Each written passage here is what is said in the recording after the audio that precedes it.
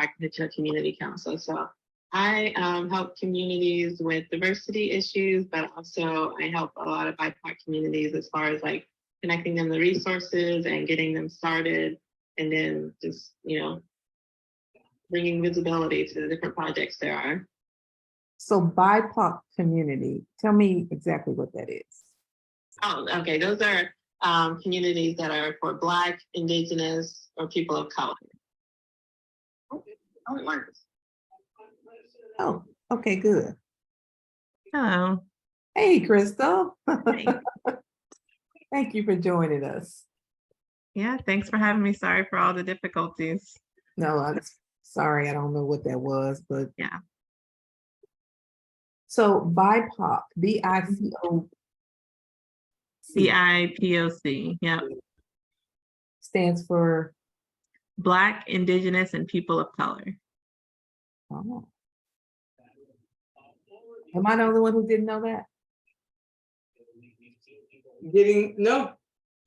Okay. Yeah, it's a kind of a new term, and it's kind of controversial because it kind of just like puts everybody in the same category, but it's helpful sometimes to say non-white, So we looked into co-housing. I had taken the 6-week co-housing class.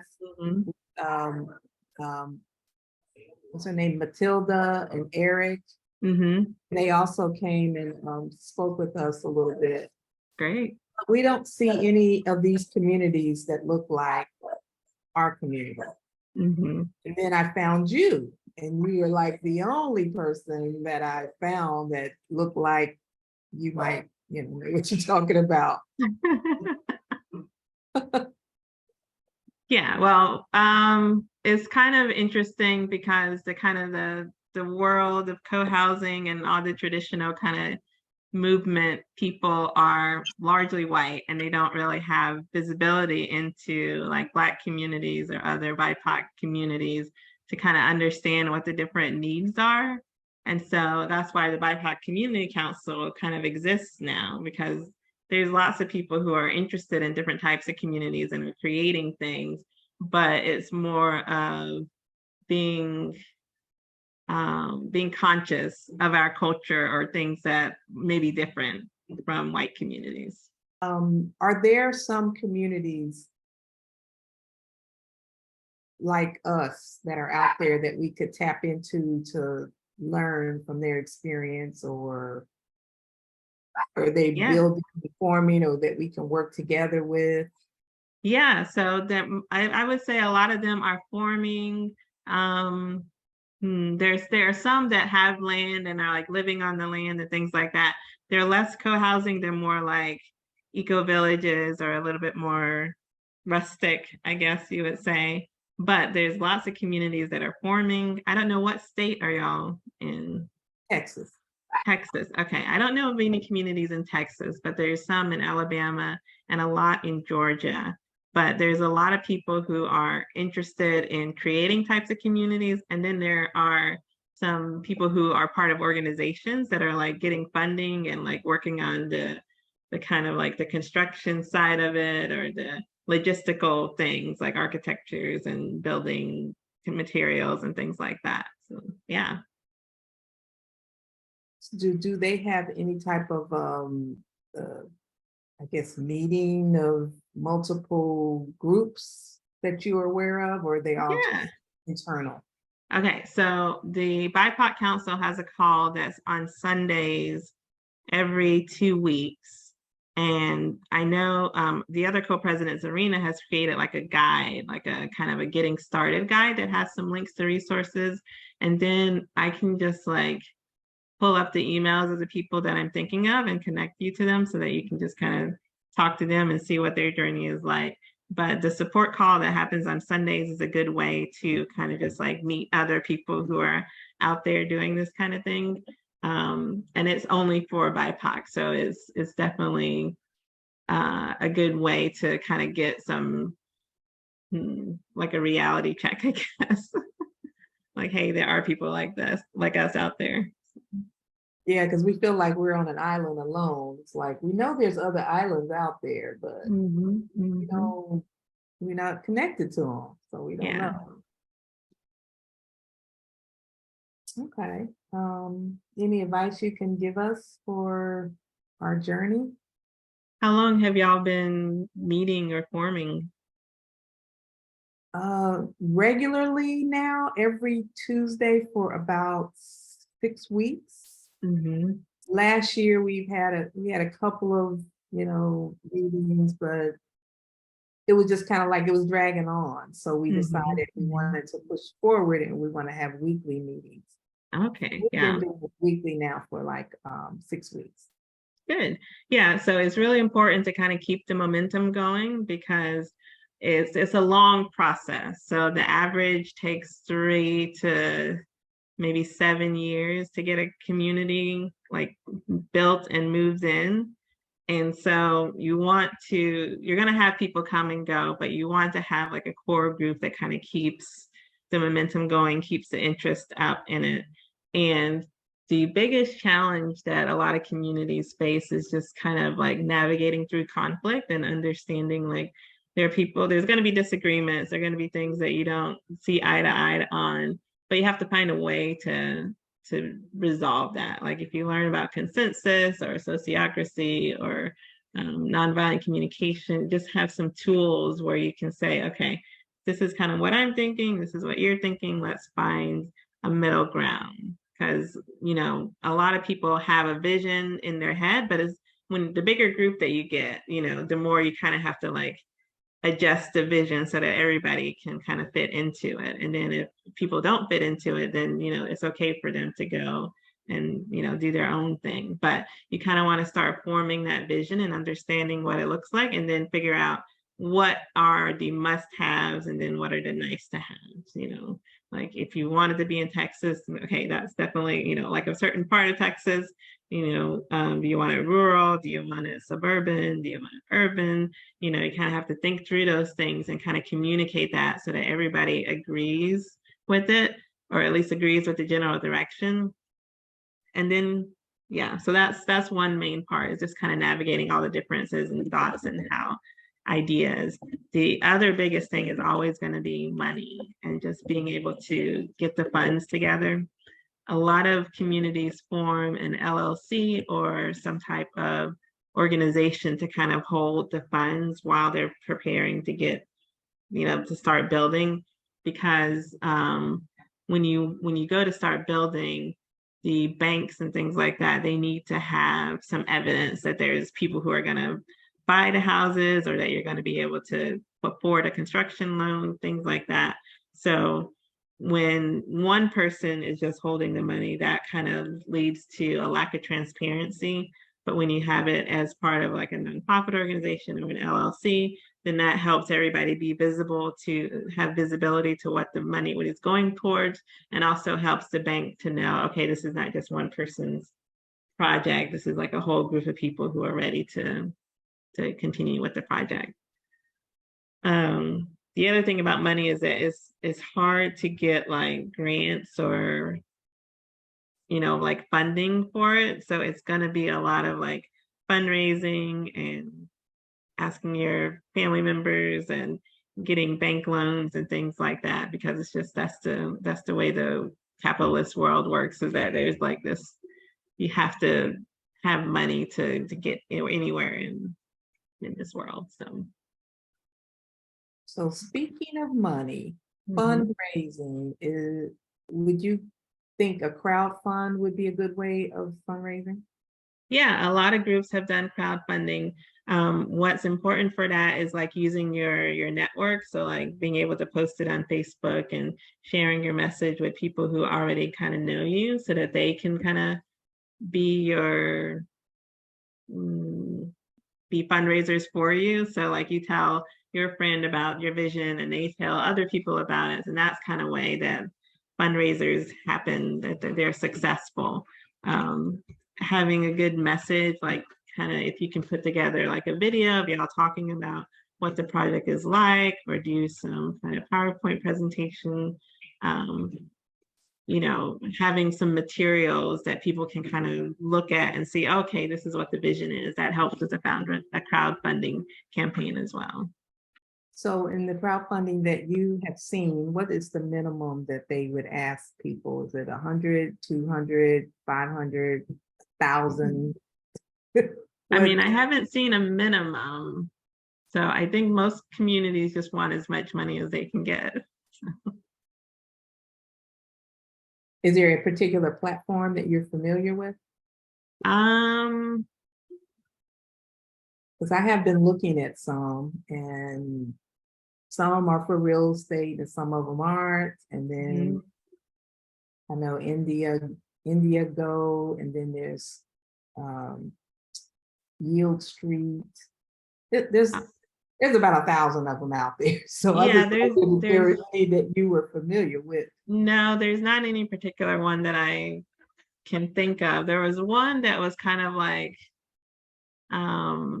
gave the opportunity to match funds for money raised, but I'd have to look it up and figure out what that one was. Anybody have any questions?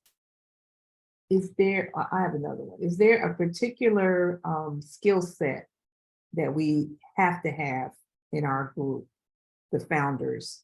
I mean, you want a lot of different skills. So you want somebody who's kind of good with like social media or writing newsletters, because you're going to have to be able to communicate about the project.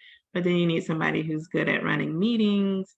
You need somebody who is able to do the finances, who like cares about spreadsheets and stuff like that and can keep track of everything.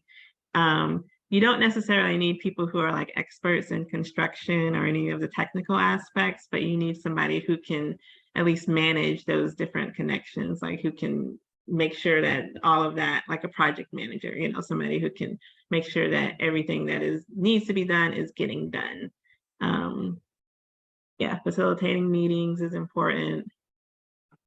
Really, it's like everybody's going to bring something to the table. So just kind of being open and helping people figure out what their strengths are is really important. Okay. We did have one estimate for a project manager, and that was 21,000 before they'll do anything. Yeah, no, you want a volunteer project manager for now. So, yeah. Yeah, someone that's part of the group would be ideal. Mm-hmm. I'll charge just half of that. There you go. You just got yourself a job. Oh my God, I don't know how to project man. I can coordinate now. I'm HIM, Yeah. so I can coordinate for sure. Yeah. It's basically keeping track of like, what do we need to do next? And then making sure that people do that. Mm-hmm. And Paula is anxious to move into this community. So I that sure am. I already have my plans. That would be a very good role for you, because you'll know what's the holdup with this. Push it through. Yes. Yes, yes. Spreadsheets, that would be Lee. Okay. Social media, I think that would probably be me. Yeah, but your daughter is excellent at that with her project, so she could help you. Yeah, writing newsletters and facilitating meetings. Yeah, not me.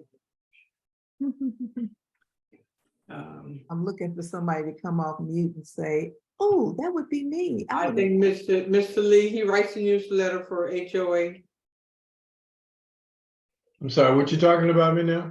You just really need somebody who has administrative background. That's Paula. Paula got the administrative issue. She I've claims already she's volunteered. an I'm the IT person, project but she don't know anything about IT, but she can do administrative stuff. I'm project manager. Okay, you wasn't listening. Project manager. We need a newsletter So person. project manager is a good administrator. Yeah, that's me. I got it. Well, you would definitely be coordinating with everybody. Yeah. And she will disturb you. Paula, can you do spreadsheets? Oh yeah, I can do Excel. I can keep track of the dollars going in and out. Yeah. Yeah, but the spreadsheet also is I did document control. I'm a document control specialist in that's, you know, when I say spreadsheets, it's kind of like, you know, if you're like, in my experience from working with the engineers and the project managers, what we did as a document control specialist is to kind of keep track and the milestones, like as you progress through the process of once you start building and whatever I mean, from the ground level, you know, achieving different milestones along the way is where you want to try to keep your spreadsheet to track. And if you have just say like once they start the construction or whatever on the land, or even before you even get to the construction part of the land, you want to look at keeping track of like all of these different land, I guess the sales and stuff like that. I used to have to keep track of the Well, it sounds like you're the expert here, so you want to take on that role? We can have two. We can have a co, you know. Well, I'll be your co, because, you know, when I said keep track of spreadsheet, I'm thinking, you know, the Excel spreadsheet. But yeah, I can definitely. We could work. Well, we could work together on that. And stuff like that, and like I can, you know, keep up with the activity, tracking the activity, and you can control the spreadsheets. I can tell you the dates and the numbers or whatever, and the keep track of whatever the money is, and you plug it in and set it up so that if you need to, if you know how to put in the equations where it multiplies it or whatever in the Excel spreadsheet, that kind of stuff is what, you know, but tracking milestones and you know, I've been part of a project where we had a project manager and she was really great at keeping us all together. So it sounds like that's what you do. And that's like when you begin to be like part of are you still there? Are y'all there? Yeah. We can. I have a call coming in, so I was like, okay. So I didn't want this call to cut me off, but anyway, it's kind of like, you know, it's basically kind of like saying, if you have, just say like Paula, you were saying you wanted to, you know, you want to push things through. So like if you have like I was in charge of like a rapid turnaround group. And so like when we had a project that we needed to speed it up because we were like behind and stuff like that. So we you know, that's what I would do. The documents and the drawings and all of that stuff that's submitted, those types of things is what I controlled. It's pretty much like to keep everything on task. And keep it moving, and just, you know, just make sure that everything is accounted for. And if somebody needed to see a certain document, then I would have to give them the privilege to look at that document, because that was a controlled environment. Not everybody, and you have to have privileges to look at certain things. It's not, because once you give people privileges, then everybody's all over the place, all in everything, you know, so you have to have a controlled environment, and not everybody doing everything. So it's kind of like, if you are working on one aspect of it and I'm working on something, I'm feeding you information you need to have to keep this moving. Yes, absolutely. Yeah, I definitely understand that, because you could have they could have viewing capabilities, but no editing. So yes, I think that would work great.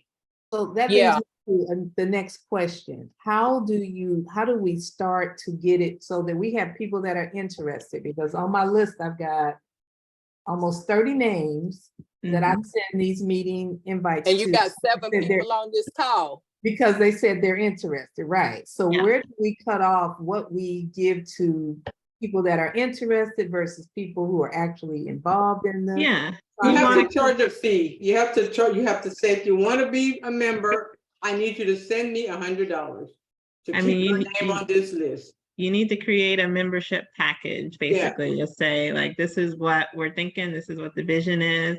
And if you want to be a part of it, this is how much it costs. So, Yeah. you know, you So can have that eliminates them people riding the fence. yeah, you can absolutely. have like the casually interested list and just like give them updates, but then you kind of want a list of like the committed people. And then as you go down the path to, you know, getting it built, then it'll get smaller and smaller.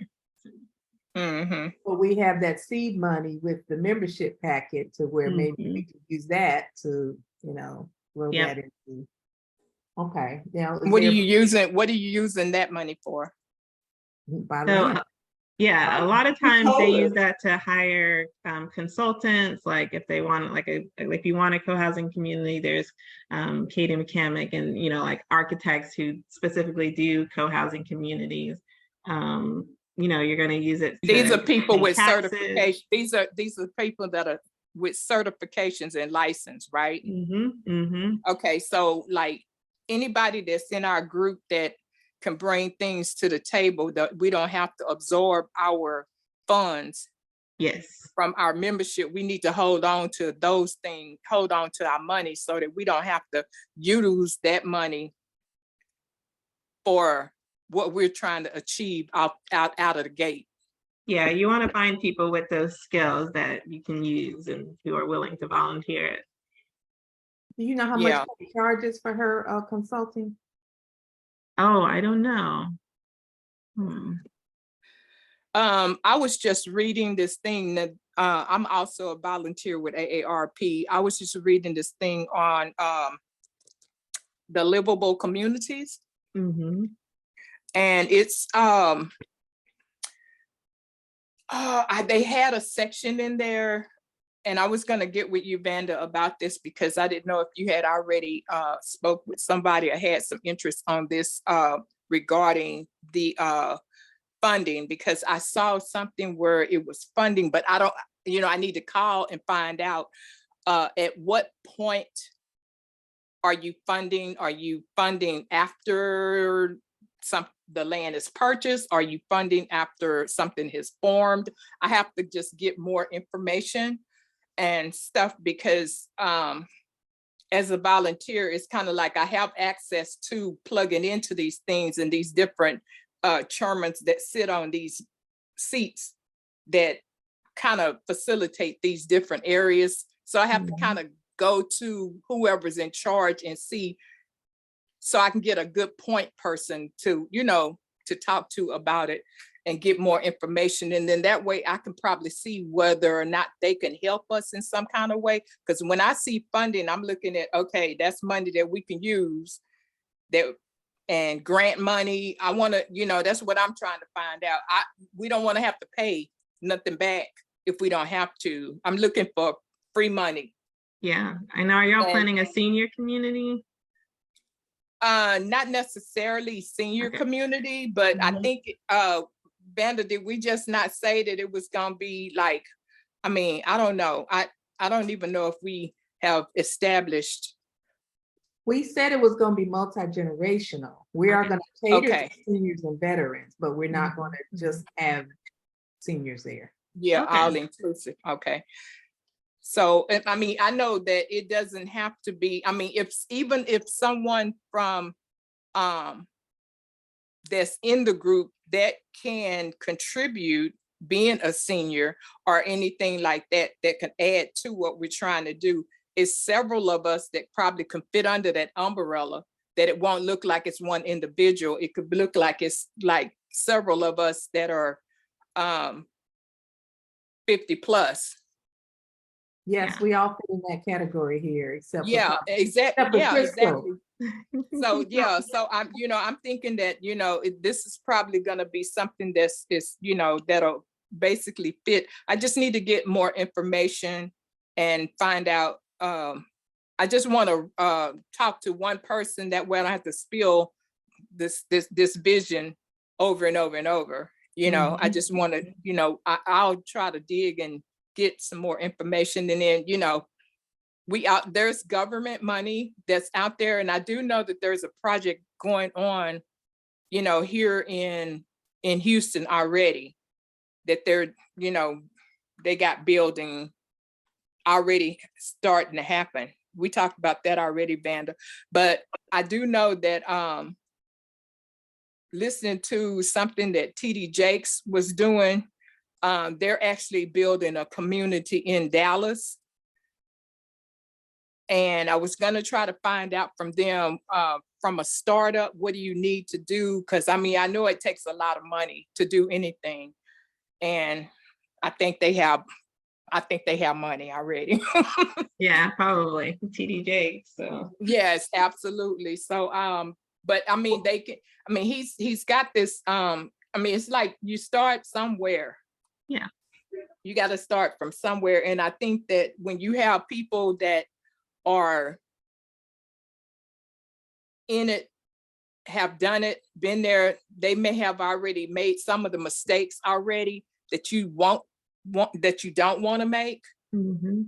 So you want to, you know, to just not have those things where you kind of like spinning your wheels, because it's kind of like, oh, well, dog, if somebody would have told me that, you know, I wouldn't have done it like that, you know.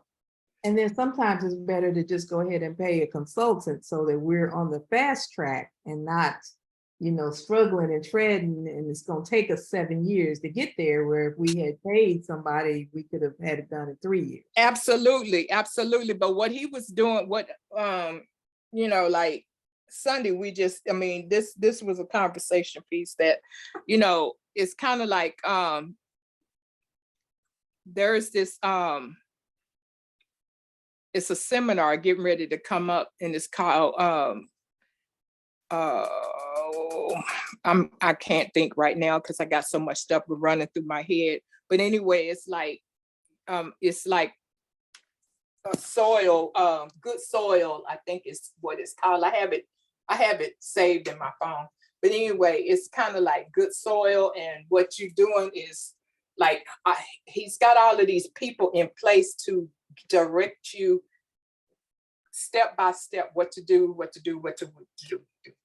you know. So that way you're not missing anything, and you're not short, you know, like some people want to move fast and they jump hurdles to get there fast, but they done skipped over some of the main things that they should have done before they got to that point.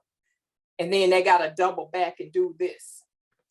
That's why if you get experts on there, and they know the steps already.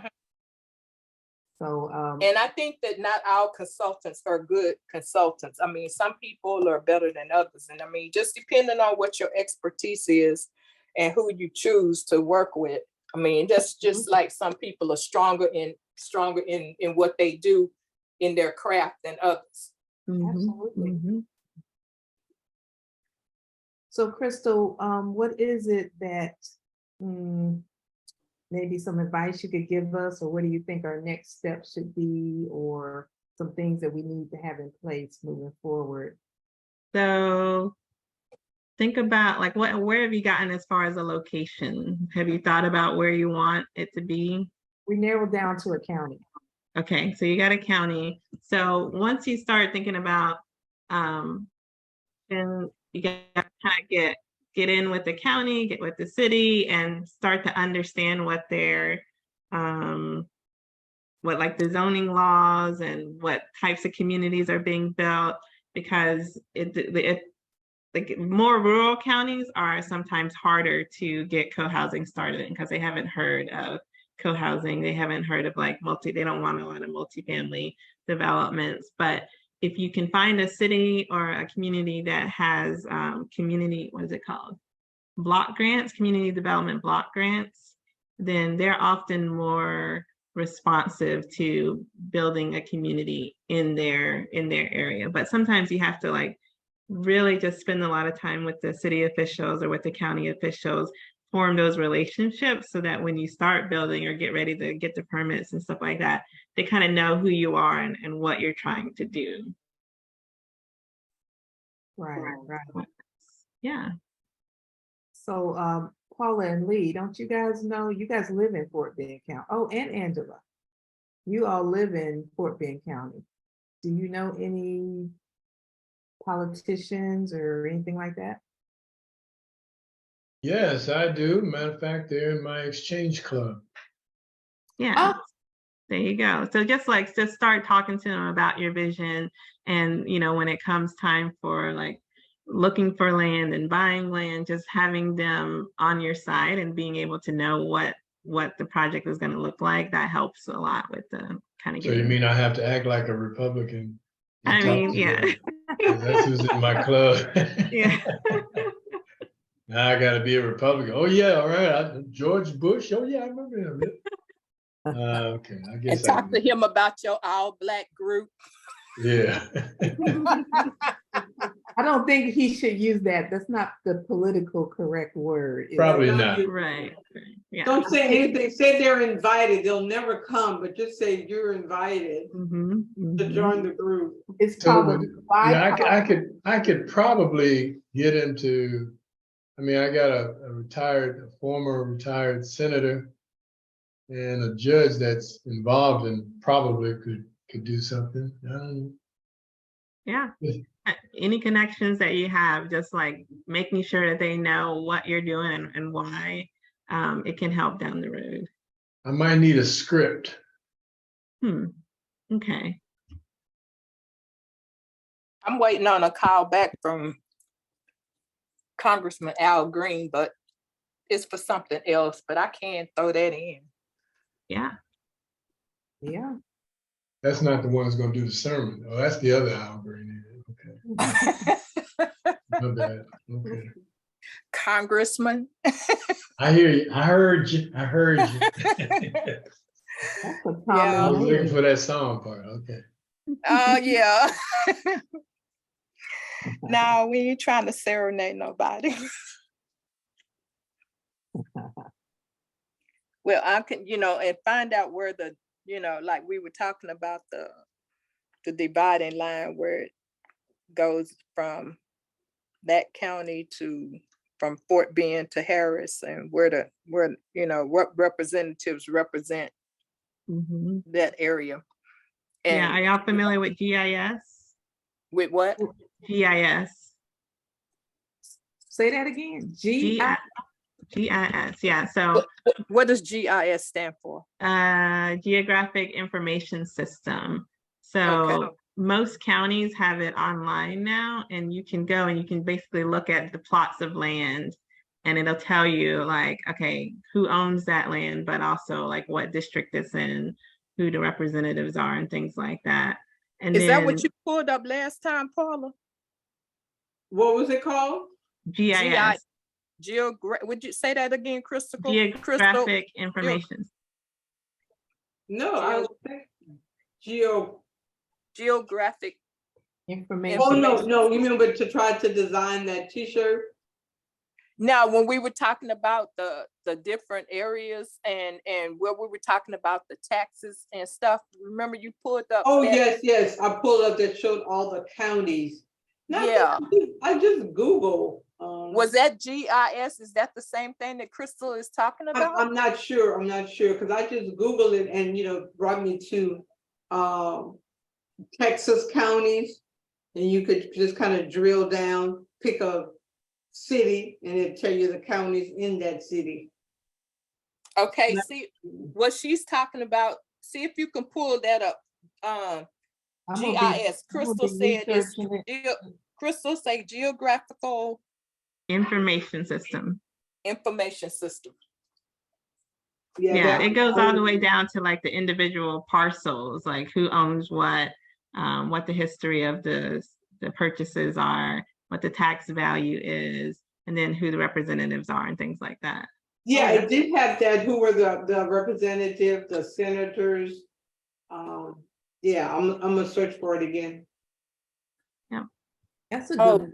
That's good, Crystal. Thank you. Yeah, and even the tax rate, yeah, because it shows the tax rate. So I will check it out. And one thing that my daughter told us, if we're gonna be having seniors out in the rural, we need to be at least 30 minutes to a hospital. No Mm. further than 30 minutes out. No room. So maybe 20 to 30 minutes. So we may not get to go to Kendleton. I don't know what the hospital is on 59, but we just And they got, just had that segment about pregnant women and women who are trying to seek maternal care and stuff like that, being too far from the hospital. Yeah, so those are things that we got to consider with our location as well. Yeah. Mhm. Yeah, you kind of want to make a wish list of like, this is what our ideal is for things that we want the property Right. to have. You don't want to be trying to have your baby on the side of the road. Right. Unless we have a midwife that lives there with us. Yeah. Well, that's true. Those doulas do work. So That's right, they do. We mhm. get some physicians to live there as well. Yeah, Okay. yeah. Unless you have emergency situations, but yeah. So I mean, that chart, I think that's good. That's a good. That was what I was referring to back when I started talking about the value of the land and stuff like that. It would give you land value and stuff like that, so that you know. Well, I'm gonna use that as a marketing tool to find some land that may not be for sale, but who knows, they may want to sell. Yeah, exactly. Or they may want to partner, you know, where you don't have to sell it right now, sell it in 3 years after, you know, doing some things to it. You never know. And Crystal, does it tell you if the land has already been surveyed or whatever already? Yeah, so it'll have the information about like if it has property on it, how many bedrooms or what it's zoned for. It'll tell you the tax value and history of the taxes, all that kind of stuff. Yeah, no, I'm talking about the land. Oh, like the actual, like the land. You know how they survey the land, and they, you know, like if they drill down so far and stuff, they okay. survey the land because, like you, okay, just let me give you something. For instance, I Mhm. mean, for an example. Okay, so if you got some land that's got like a sunk hole that's underneath the dirt, under the surface, you don't know, and then all of a sudden, it's been covered up or whatever, but you don't know that this ground is gonna start sinking after so much time goes by. It's gonna start sinking, like just like you see. I mean, we had this one part of the street that just collapsed and just big sunk hole in the middle of the street. Okay, yeah, I haven't seen that in GIS. So And you in would, California, they just had that whole community, that whole housing community. Did you see that on? It was on national TV. The whole community in California, it's like all these homes just started sinking in the ground. oh my God, wow. Yeah, Okay. it's like a whole. I mean, all of these houses. I mean, these are established area of houses that just start sinking and you know, like That's several crazy. houses. Yeah, so Wow. that's what I'm saying. You know, when I'm talking about surveying, that's what I'm Okay. talking about. So like, Yeah. you know, when you first buy, when you go out there to buy land and stuff like that, you know, this is good soil. This is a good area Yeah, no, that'll be something that you have to do once you have to hire a surveyor and have him look at the land, and maybe he'll have some historical records, but it's probably something that you'll have to do with the owner of the land before you like sign the deal. That's gonna make me have to call one of my old project managers that I used to work with, so he can tell me what area of engineering that you have to tap into for the city, who you have to do to consult and get that information. Yeah. Okay, I haven't talked to him in a long time, so that'll give me a reason. All these people, I'm retired, so you know. Yeah. Yeah, and like you have to start pulling on your network again to start getting people. Exactly. That's I pull up some of all them old roots and stuff that had the people that I worked with. So yeah, you're right. I mean, you never know. That's why you don't burn bridges. Right. Okay. What's a good platform to create the membership package for? Do you have one? Canva. Canva? Yeah. Hey, I use Canva all the time. Yeah, so you can like look up different templates, right? So I don't know if you can look up membership packet, but just some kind of like brochure or something like that, like a proposal template. And what you want to say is like, okay, we're building a community in this county. It's going to be multi-generational. You know, we're looking for interested people. Here are the membership costs, you know, maybe a rough timeline, and then some pictures, you know, just like throw some random pictures in there, and there you go. And then they would, I guess, go to the website, and then they would be able to click something that says for members only get perks to certain things that other people don't. You have to figure out how to word all that. Do you have a website yet? Yes, but it's under construction. Okay, yeah. Yeah, we got the site. It's called thisisusTX.com. Cool. Anything else we need? We getting this, we plugging these little things and getting them done. Yeah, let's see.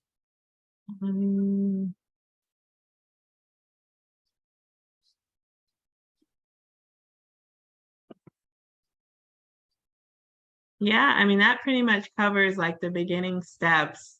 You took the course with Mathilde. So I think that gives you an idea of like what all is involved. Like there's gonna be, you're gonna eventually be hiring, you know, experts and things like that. But a lot of what the beginning meetings and stuff are just like your vision and everybody kind of coming together and sharing their idea. So it's a really fun time because you can just kind of throw whatever out there. And eventually it's going to get more defined and concrete. But for now, it's just like, you know, what do you really want? And just kind of start to look at that. Mhm. And that's hard to say since we don't have the land, because we say we want this if we got this many acres, but then if we only get this many acres, we can't do. Yeah, and yeah, so the land is going to be like one of those milestones. So right now you're starting out. Once you choose land, you know, that kind of narrows down some of the choices. And then once you get the construction started, that narrows down more. But yeah. Okay. I appreciate you taking the time to talk to us. Yeah. We all learned something today. Cool. Well, I'm gonna you know, send you an email with some contacts and some things that I think will be helpful, at least getting started. And then I'll make sure to invite you to the support call. Yes, definitely. And I'll share that with everybody. Yeah. It's every other Sunday. So the next one is the next one's on Sunday. So yeah. What time? At 2 p.m. Eastern. Okay.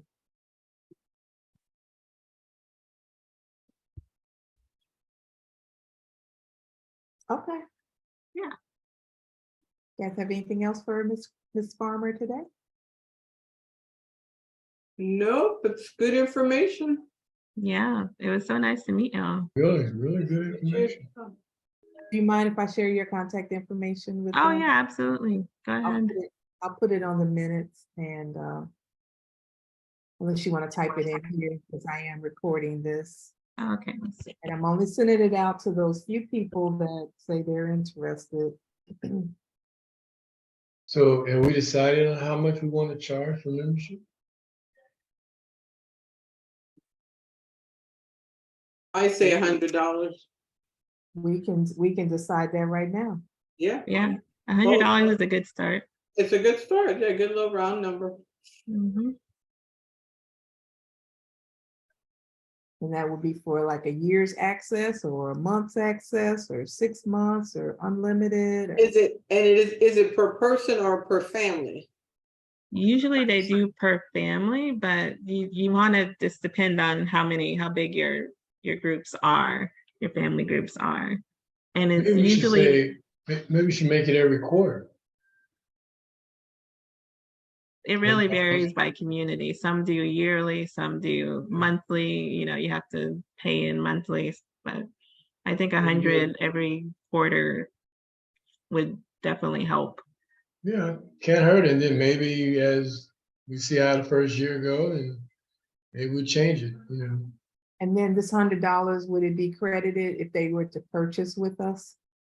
So a lot of communities do that. They keep track of how much people have paid into it, but it really depends because you'll lose some people. Some people like will be members, but then they won't go all the way into moving in.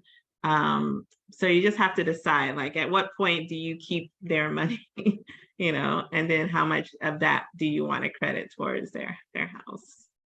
And if they decide they don't want to be involved, do we refund it, or is it?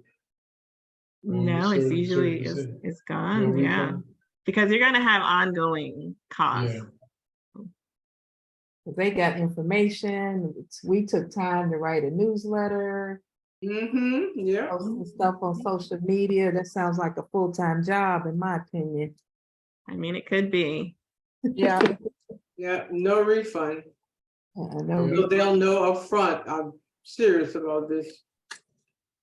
no refund, but could be credited towards purchase. Yes, that's good. Okay. All right. Yeah. Well, I think we got enough. We got our hours work out of our meeting today. Yeah. Yeah.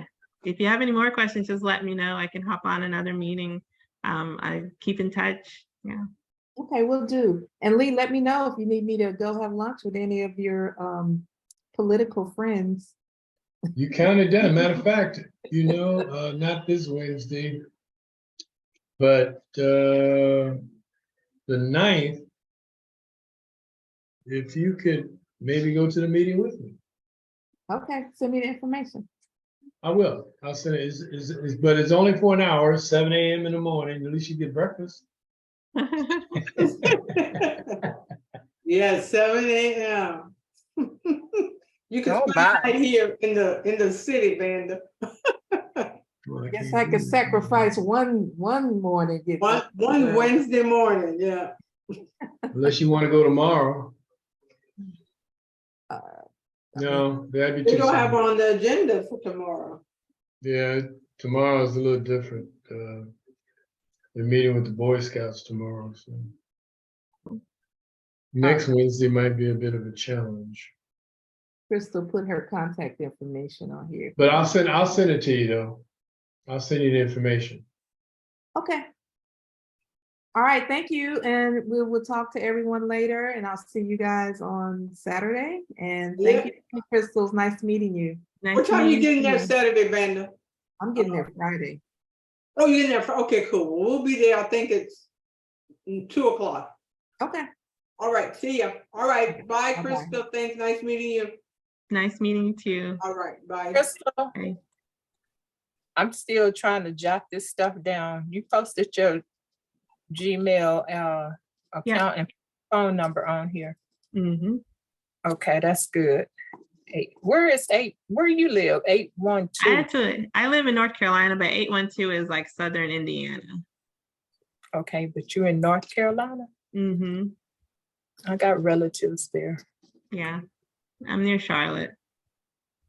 Oh, okay, yeah, Charlotte. And I can't think of that other area. But anyway, this is good. Thank you so much. Yeah, no, happy to help. You're from Southern Indiana? No, I lived there for a while. I'm from North Carolina. What part of Indiana did you live? I lived in Columbus, Indiana. It's like midway between Indianapolis and Louisville. I know exactly. I'm from Indianapolis, Indiana. Oh, okay. Well, there you go. So, South Bend, Gary, all that area. Yeah. mm-hmm. Okay, good. Yep. Okay. All right. I'll see y'all. I'll talk to you later. It was nice meeting you. Same here. Bye-bye. Bye. Bye, everybody. See you.